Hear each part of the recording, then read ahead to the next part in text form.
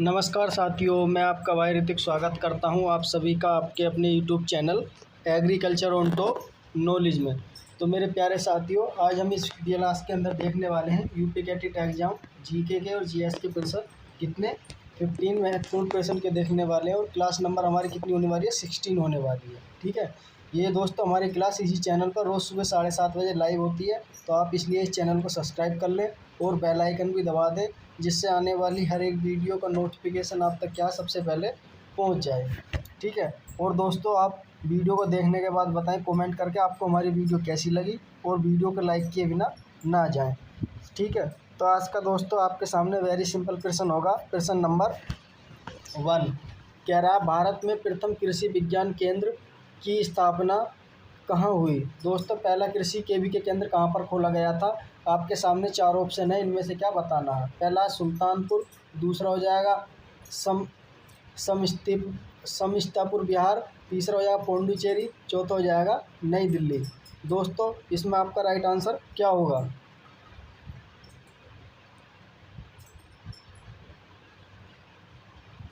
तो दोस्तों इसमें आपका राइट आंसर हो जाएगा इसमें ऑप्शन नंबर सी, यानी कि पाउंडचेरी में कब खोला गया था? 1974 में खोला गया था। ठीक है, 1974 में दोस्तों खोला गया था। ओके, उसी प्रकार दोस्तों आपके सामने अगला प्रश्न होगा। प्रश्न नंबर 2 कौन सा है? प्रश्न नंबर 2 कह रहा उत्तर प्रदेश का सबसे अधिक साक्षरता वाला राज्य है। दोस्तों सबसे ज़्यादा साक्षरता वाला राज्य कौन सा है?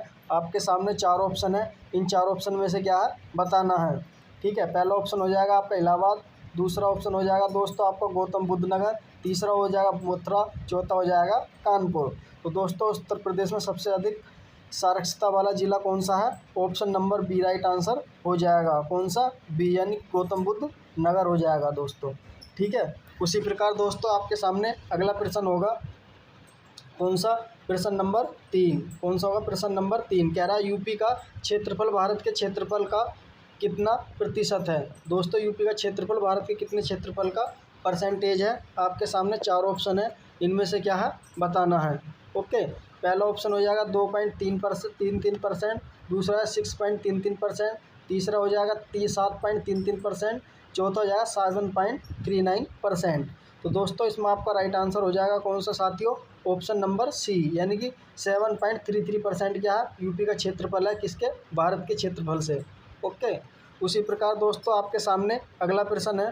प्रश्न नंबर 4 कौन सा है? प्रश्न नंबर 4 कह रहा उत्तर प्रदेश का लिंग अनुपात है। दोस्तों उत्तर प्रदेश का क्या है लिंग अनुपात? आपके सामने 4 ऑप्शन है, इन 4 ऑप्शन में से क्या है बताना है। ओके, पहला ऑप्शन हो जाएगा दोस्तों 912, दूसरा हो जाएगा 950, तीसरा हो जाएगा 975, चौथा हो जाएगा 1012।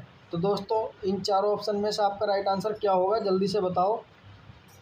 तो इसमें राइट आंसर हो जाएगा ऑप्शन नंबर ए, यानी कि 912 है लिंग अनुपात कहाँ का? उत्तर प्रदेश का। ओके, उसी प्रकार दोस्तों आपके सामने अगला प्रश्न होगा। प्रश्न नंबर 5 है। कौन सा? प्रश्न नंबर 5 कह रहा भारत के वर्तमान रक्षा मंत्री हैं। दोस्तों भारत के वर्तमान में रक्षा मंत्री कौन है? आपके सामने 4 ऑप्शन है, इनमें से क्या है बताना है। तो आपके सामने दोस्तों पहला ऑप्शन होगा निर्मला सीतारमण, तीसरा हो जाएगा नीतीश गडकरी, तीसरा हो जाएगा राजनाथ सिंह, चौथा हो जाएगा सुषमा स्वराज। तो दोस्तों इन 4 ऑप्शन में से आपका राइट आंसर क्या होगा? जल्दी से कमेंट करो और बताओ। तो राइट आंसर हो जाएगा इसमें option number C, Rajnath Singh क्या है वर्तमान में रक्षा मंत्री हैं कहाँ के? भारत के। ओके, उसी प्रकार दोस्तों आपके सामने अगला प्रश्न होगा। कौन सा? प्रश्न नंबर 6 कौन सा होगा? प्रश्न नंबर 6 इंपॉर्टेंट प्रश्न है दोस्तों। प्रश्न नंबर 6 कह रहा नवाबों का शहर किसको कहते हैं? दोस्तों नवाबों का शहर किसे कहा जाता है? आपके सामने 4 ऑप्शन है, इनमें से क्या है बताना है। ठीक है, पहला ऑप्शन हो जाएगा आगरा, दूसरा हो जाएगा लखनऊ, तीसरा हो जाएगा कानपुर, चौथा हो जाएगा दोस्तों आपका कौन सा? इलाहाबाद। तो दोस्तों नवाबों का शहर किसको कहा जाता है? आपके सामने राइट आंसर बताओ जल्दी से। तो option number B right answer हो जाएगा, यानी कि लखनऊ को क्या नवाबों का शहर जाना जाता है, कहा जाता है। ओके, उसी प्रकार दोस्तों आपके सामने अगला प्रश्न है। प्रश्न नंबर 7 कौन सा है? प्रश्न नंबर 7 कह रहा दुग्धा नेशनल पार्क स्थित है। दोस्तों दुग्धा नेशनल पार्क कहाँ पर स्थित है? आपके सामने 4 ऑप्शन है, इनमें से क्या है बताना है। पहला ऑप्शन हो जाएगा भोपाल, दूसरा ऑप्शन हो जाएगा दोस्तों लखीमपुर खीरी, तीसरा हो जाएगा चंदौली, चौथा हो जाएगा जोधपुर। तो दोस्तों इसका राइट आंसर क्या होगा, जल्दी से कमेंट करो और बताओ। तो साथियों इसमें आपका राइट आंसर हो जाएगा ऑप्शन नंबर बी, यानी कि लखीमपुर खीरी। कहाँ पर है, लखीमपुर खीरी में। ओके, उसी प्रकार दोस्तों आपके सामने अगला प्रश्न होगा, प्रश्न नंबर 8। कौन सा है, प्रश्न नंबर 8। कह रहा भारत का राष्ट्रीय विरासत पशु है। दोस्तों भारत का विरासत पशु कौन सा है, राष्ट्रीय। आपके सामने 4 ऑप्शन है, इनमें से क्या है बताना है। ठीक है, तो आपके सामने दोस्तों पहला ऑप्शन होगा कौन सा हमारा हाथी, दूसरा ऑप्शन हो जाएगा गाय, तीसरा ऑप्शन हो जाएगा शेर, चौथा ऑप्शन हो जाएगा हिरन। तो दोस्तों भारत का राष्ट्रीय विरासत पशु कौन सा है, तो इसमें राइट आंसर हो जाएगा साथियों ऑप्शन नंबर ए, यानी कि हाथी को क्या भारत का राष्ट्रीय पशु विरासत के नाम से जाना जाता है। उसी प्रकार दोस्तों आपके सामने अगला प्रश्न होगा, कौन सा, प्रश्न नंबर 9। कह रहा भारत का सबसे पश्चिमी बिंदु है। दोस्तों सबसे पश्चिमी भारत का बिंदु कौन सा है, आपके सामने 4 ऑप्शन है, इन 4 ऑप्शन में से क्या है बताना है। ओके, पहला ऑप्शन है क्या था, दूसरा हो जाएगा इंदिरा काल, तीसरा हो जाएगा इंदिरा पॉइंट, चौथा हो जाएगा गुहार मोती। तो दोस्तों इन 4 ऑप्शन में से आपका राइट आंसर क्या होगा, भारत का सबसे पश्चिमी बिंदु कौन सा है। तो इसमें आपका दोस्तों जल्दी से बताओ। तो राइट आंसर हो जाएगा ऑप्शन नंबर डी, यानी कि गुहार मोती के नाम से क्या जाना जाता है पश्चिमी पॉइंट को, किसे, भारत के। ओके, उसी प्रकार दोस्तों आपके सामने अगला प्रश्न है, प्रश्न नंबर 10। कौन सा, प्रश्न नंबर 10। कह रहा झंडा गीत के लेखक हैं। दोस्तों इंपॉर्टेंट है, कह रहा झंडा गीत के लेखक कौन है।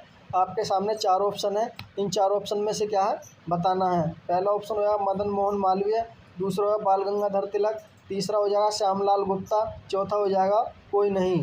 तो दोस्तों झंडा गीत के लेखक इसमें राइट आंसर हो जाएगा ऑप्शन नंबर सी, यानी कि श्यामलाल गुप्ता को माना जाता है झंडा गीत के लेखक। ठीक है, उसी प्रकार दोस्तों आपके सामने अगला प्रश्न होगा, प्रश्न नंबर कौन सा, 11। कौन सा होगा, प्रश्न नंबर 11। कह रहा भारत में प्रथम जनगणना कब हुई। दोस्तों भारत की सबसे पहली जनगणना कब हुई थी। आपके सामने 4 ऑप्शन है, इन 4 ऑप्शन में से क्या है बताना है।